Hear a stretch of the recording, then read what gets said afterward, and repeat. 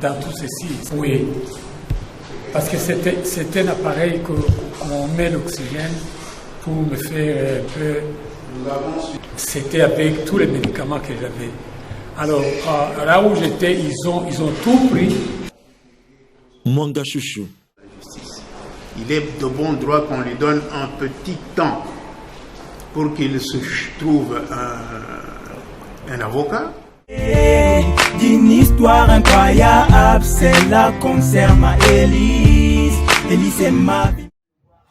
Mbote na balandi nyonso ya Congo.Carré Télévision, joyeuse fête de la femme na basi nyonso bakozwa libaku ya kolanda biso na mokolo ya lelo toze bongo le 8 mars comme vous le savez tous encore une fois. Joyeuse fête de la femme na basi nyonso. Alors nous allons analyser un peu rapidement na guise ya ko informer bino sur les dossiers ya député Tutsi ya Nord Kivu Wazaki Bongo arrêté parce que nanda kuna ye bakutaki ba armes et autres munitions ya ba 123 na plan na bango ezaki dévoilé ya y plusieurs choses oyo ba découvrir entre autres donc tolobela kiango dernièrement, mais nous avons voulu les lots Tolobelango un peu en détail. Donc, encore une fois, bonjour et bienvenue à vous. Je vous demande de bien vouloir vous abonner massivement pour activer la cloche de notification, pour partager au maximum le lien et pour inviter ma proche Nabino. S'abonner, rejoindre la grande communauté Congo.Carré Télévision. Sans plus tarder, qu'est-ce qui se passe même réellement concernant l'affaire il y a député Wazaki arrêté Kandenge Bozomona na Babilili et nous analysons na moi et Sengo Moukié parce que Mboka na biso ezozwa quand même le bon chemin parce que il y a d'autres choses qui se passent maintenant, d'autres procès, mais comme ça, ils ont les cas, et banda qui vraiment collecte. Donc, nous encourageons et to pesi longonia makasi na tata mokonza mboka Félix Antoine Tshisekedi Tshilombo au moins na bonne volonté pe na bonne foi oyo azoko affiché concernant situation sécuritaire ya est Nabiso. Qui est ce député? Ce député Azali Edouard Mangachuchu ndenge bozomona wana. C'est un Tutsi, mais malheureusement Azabongo élu comme député national. Alors la question est de savoir est-ce que Tutsi vraiment tokoki ko considérer bango lokola bande konabiso alors que Makambo bazo sala to signalé kaza député à Nord Kivu alors que Makambo bazo sala contre notre pays et comme tellement ébélé alors toyoka ki on parlait qui est non Tutsi baza minoritaire mais je me demande à ce que comment bakoki ko élire autant de députés comment bakozala autant infiltré dans nos institutions ceux qui baza minoritaire. Alors c'est la grande question où Bissonionso to sengeli to se poser. Nous demandons également à la population baye banako dénoncer avec force sans crainte information nyonso koko permettre na gouvernement bazwa baningisa pona ko protéger population na biso. Alors bamindu kyoyo découvrir qui na société na ye ezali une des causes ya arrestation na ye mona kango juste après que FARDC est récupéré Rubaya ndenge sko nde baye ko découvrir après encore récupérer Rubaya nde baye sko ko mener enquête tambola découvrir ce qui se passe réellement pour na komeka un peu ko calmer population et tout ça nde bayaki ko découvrir na kati ya libulu arme wana nyonso na kati ya société na ye ya député au national na ville province ya Nord Kivu oyo azali bongo tuti. Alors la question oyo biso no se faut tout se poser. Tant service de renseignement il y a découvert que Minduki et batami awa Minduku ezali bongo identifié comme arme, na ba munitions et autres ya M23. Alors ebele ya ba mine ezali na Nord Kivu, ebele ya tout ça.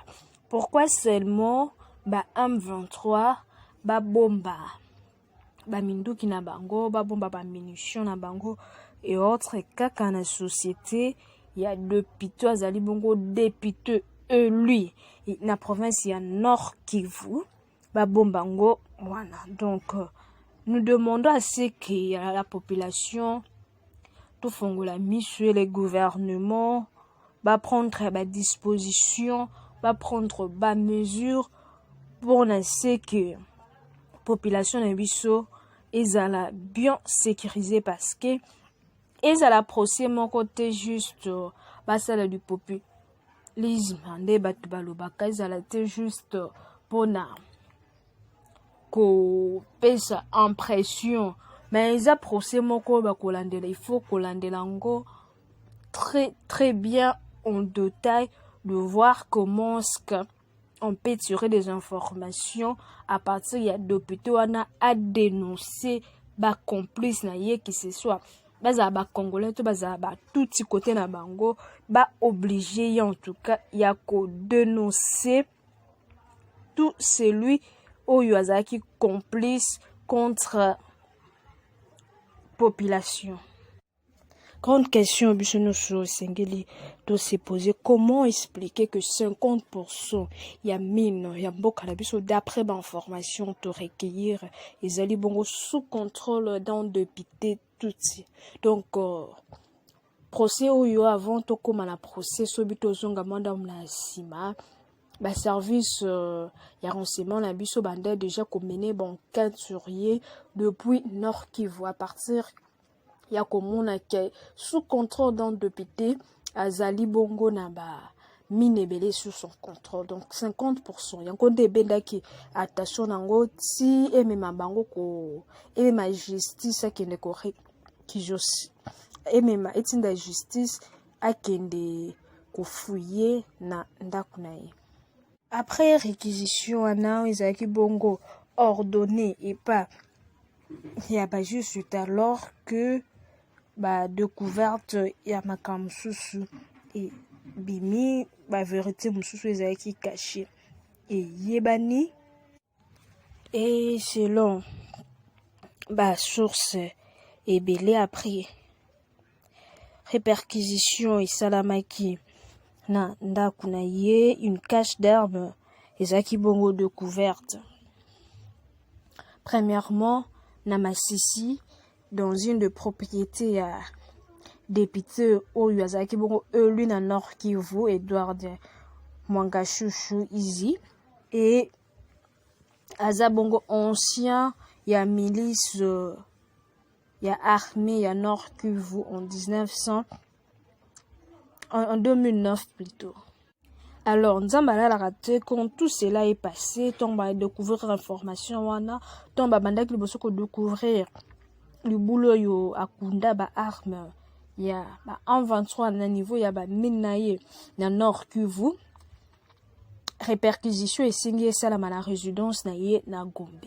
Nzambala la raté azaki sur place, il était dans la capitale au moment de fait et il a été appréhendé par les services de sécurité aussitôt présenté devant la haute cour militaire. Bon, les charges sont lourdes contre lui, entre trahison, atteinte à la sûreté de l'État, participation à un mouvement insurrectionnel, association de malfaiteurs et incitation à commettre des actes contraires à la discipline. Donc, qui est ce député, qu'est-ce qu'il fait, et tout ça, Sotobito Mekampe, Kolobela Bongo, Aza patron, il y a société minière de Sundi, cet homme qui a plusieurs fois Zaki Bongo accusé par l'adversaire politique naïe d'entretenir une milice en privé et qui serait responsable de la sécurité na ville ya Masisi, son fief électoral. Donc, c'est une forte localité d'autodéfense qui a découvert des armes. Selon l'arsenal, serait destiné Naba M23 Kakandenge Toulobi le Congo. Mais le député nu fermement c'est fait. Donc en 2019 déjà, Sotobito signalango les députés Azaki Bongo accusé ya ko soutenir ba rebelle une fois de plus à Niakango. Donc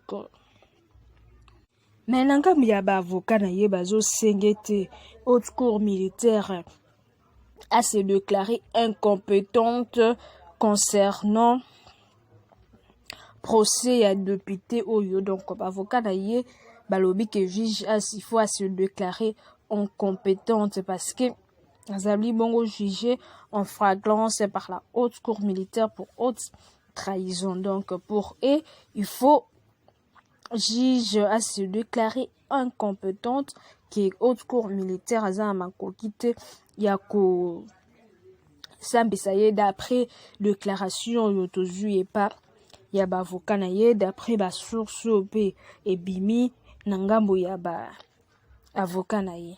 Pourquoi Basengi Bongo juge déclaré incompétence? Parce que Bango, selon Bavoka na ye, 3 préalables sont développés, à savoir 1, Basitaki Bongo, irrégularité de la procédure de flagrance, D, incompétence de la haute cour, estimant que c'est à la cour de cassation plutôt, qui est la constitution confère la compétence y a qu'au juger député. Et 3e, et si tous ces moyens sont rencontrés par les juges, il faudra alors accorder la liberté provisoire aux députés pour raison de santé afin de se faire soigner selon un yaba conseiller, il y a Edouard Mwangashusu Azali Bongo, un député Lina Nord Kivu Mantouti.